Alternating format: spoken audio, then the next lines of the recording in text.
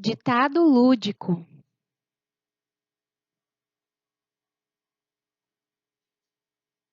Objetivos: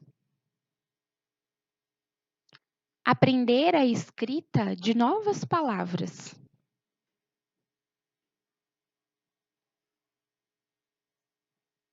Desenvolver a leitura e a escrita. E desenvolver atitudes de interação e de colaboração. Materiais necessários: folha de papel, lápis de escrever, uma caixa ou pacote que não pode ser transparente, para colocar pequenos objetos escondidos dentro dela. Participantes: para ser realizado em família. Necessidade de suporte: médio suporte. Descrição da atividade: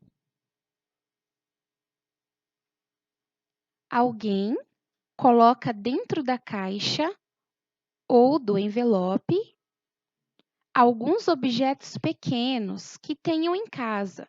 Podem ser materiais escolares, brinquedos, objetos de cozinha.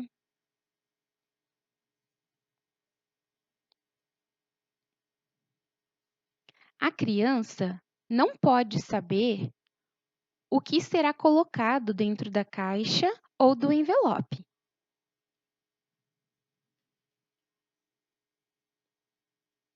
A criança coloca a mão dentro dessa caixa e, sem olhar, retira um objeto, tenta identificá-lo e escreve o nome desse objeto que retirou na folha, da maneira que ela souber. Repetir até ter o nome de 5 objetos diferentes.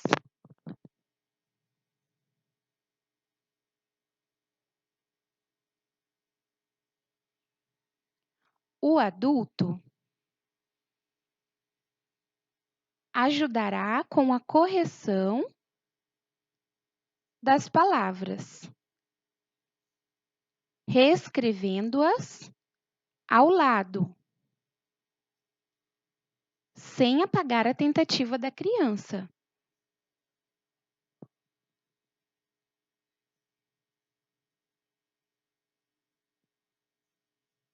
Assim, a criança poderá aprender as palavras que ela não sabe escrever ainda. Após a correção das palavras,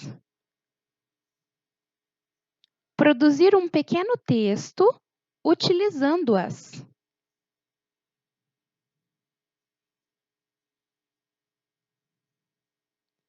Se quiserem, podem também ilustrar a história.